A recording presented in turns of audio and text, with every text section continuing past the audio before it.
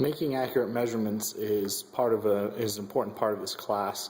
A lot of people like to use this measure tool, and what it does is, you can see they've already put a couple measurements down at the bottom, Vmax of 1 and Vmax of 2.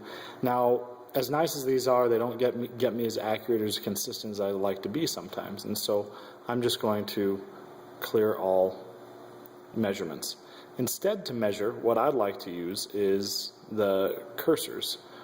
And so right now, there's 3 different options. There's four: off, manual, track, and auto. And I think that track is the most useful one. What this does for us is it gives us 2 different cursors. Here's cursor A, and if you have one kind of scope, you can just press this scroll button and you can get cursor B. And so there's cursor A and cursor B.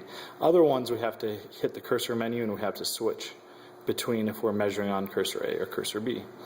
The kind of nice part is this menu right here will tell you the value of X, the value of Y for cursor A, the value of X, the value of Y for cursor B, and that's volts and then seconds.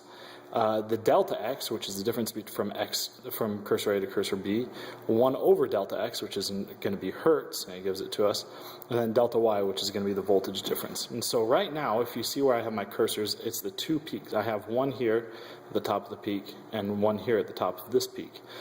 And so because of that, is delta X, 1 over delta X, should be 312.5 hertz, should tell us approximately what the frequency is that we have going into this. And sure enough, that's 310 hertz. That's close enough for what we're doing. The other thing that it tells us is that you can see the delta Y is bouncing around erratically. There's just a little bit of noise. You can, if you want to, just hit run stop for a second to get a snapshot of what's going on. Okay.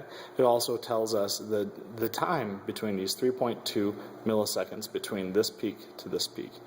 And so we can get pretty much all the data that we need by using the cursors rather than using the measure tools, especially if we're measuring things like phase that the cursor doesn't give us, or that the measure tool doesn't give us.